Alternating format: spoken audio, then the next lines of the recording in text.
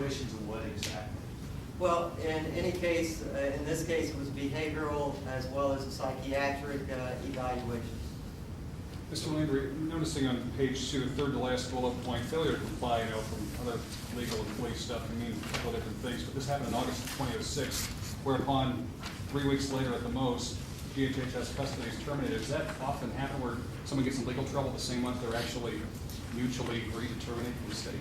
Every case is unique. Every case is different, just as every child and youth that we serve and work with is unique and different. And so it would not be fair for me to make generalizations of that kind. However, I want to again reiterate that the decision to close the case was made by the judge and was concurred by all parties to the case. Yes? Yeah, but the time you have here, 4 years that he was under, in custody, under the care, is that unusual for something like that, or is it typical for a teen or anything like that?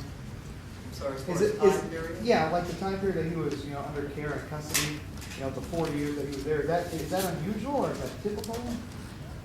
Again, I'll tell you that every child and every youth case is different. It is our mission within the Division of Children and Family Services to provide the least restrictive care, providing services when needed and for as long as needed in order to help that youth achieve safety, permanency, and well-being. So every case is different.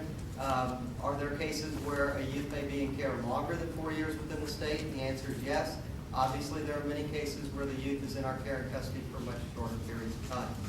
I do want to go back real quick and do point out to you on the timeline, the Washington County adult charge in fall of 2005, that was an adult charge, and that is different obviously from the other misdemeanor charges. That also factors into any decision that you were referring to as it relates to decisions to close the case. So was he out of his parents' home from May of '02 till December of '05?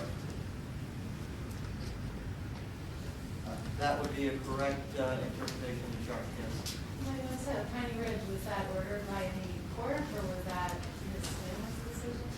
Based on the affidavit and the court records, that was based out of the voluntary placement. So that would have been based at that time, obviously, on the family's decision as opposed to a court order. Court involvement started in this case in September of that year, September again 17, 2002. The court order terminating HHS involvement says that that it was terminated as an unsuccessful completion of the conditions and the child is non-amenable to further services of the court. That sounds more like everybody said, let's give up, than a mutual agreement kind of. Well, I think that would be a different interpretation versus what I would read into that. In this case, failure to complete, or I forget your exact term there, Martha, failure to complete services could mean a variety of things. It could simply mean that he had not shown the consistency of clean urinalysis test, for example. It could mean that he had not completed court-ordered compliance towards community service. It could mean a variety of things. So I don't know if it's fair to make a generalization based on that statement. Non-amenable? Yes. Well, non-amenable, again, could mean different things. And speaking in general terms, if a youth was not agreeable to performing community service as part of the court's order, that would technically be termed non-amenable. It could also mean that they were not, or they were resisting further treatment services. It could mean a variety of different things. In this case, the court record doesn't specify what that is, and so I'm unable to share any additional information. Yes? Is there any follow-up to former state wards who used to be in the system, how they're doing as their adults? And is that common, I guess?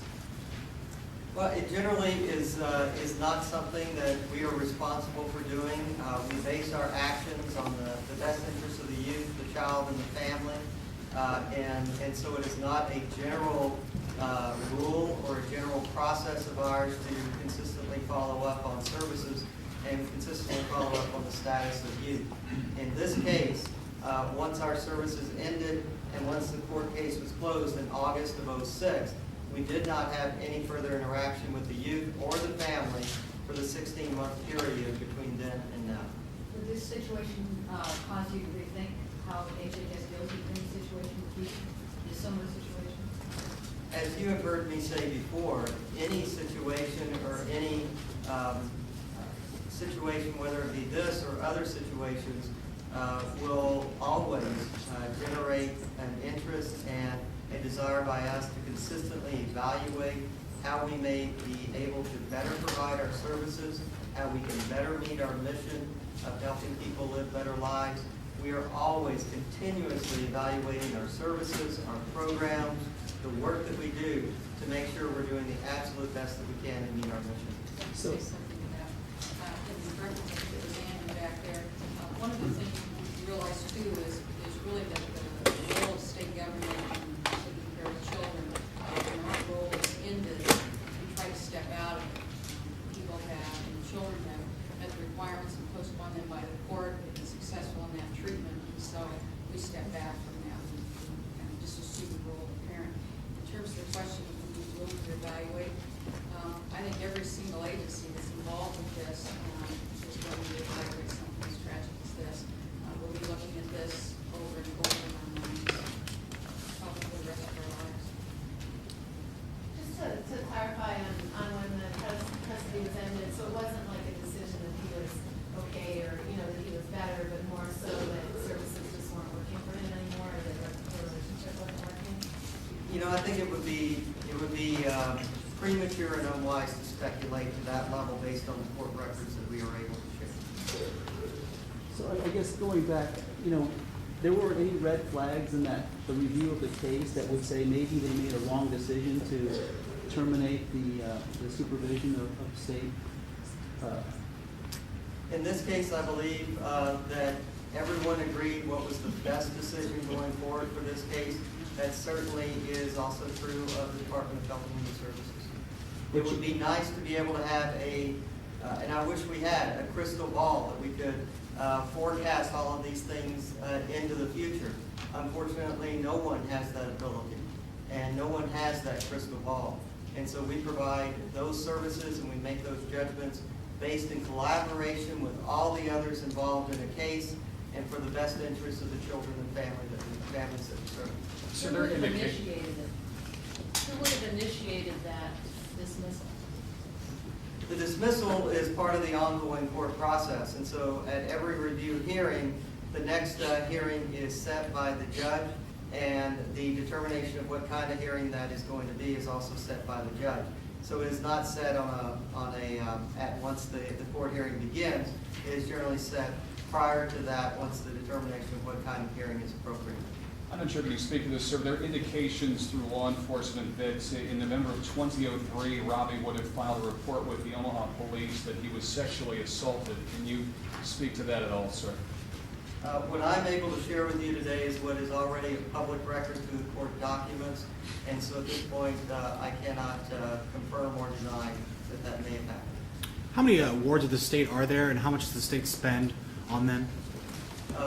Currently, as of the end of November, there are 6,994 state wards in the custody of the state. We can get you the exact budgetary dollars at a later time. Are you satisfied that documentation and monitoring of Hawkins while under state auspices was done correctly? Based on my current review of the case, and again, that is ongoing, but based on my current review of the case, I do believe that all of our policies and procedures were accurately and correctly followed.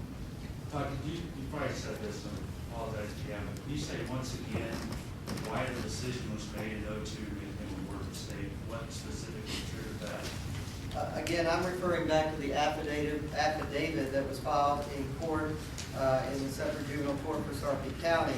And there are 4 points there. One of them that testifies who it is that's providing the affidavit. The second point specifically discusses the fact that the youth is placed at Piney Ridge Center and was placed there on May 18th due to those homicidal threats towards his stepmother. That on September 16th, TRICARE announced that they would no longer pay for Robert's treatment. And in the final bullet point, that's the opinion of those, the individual providing the affidavit, that it is a matter of immediate and urgent necessity that Robert Hawkins be made a ward of the state for purposes of out-of-home placement.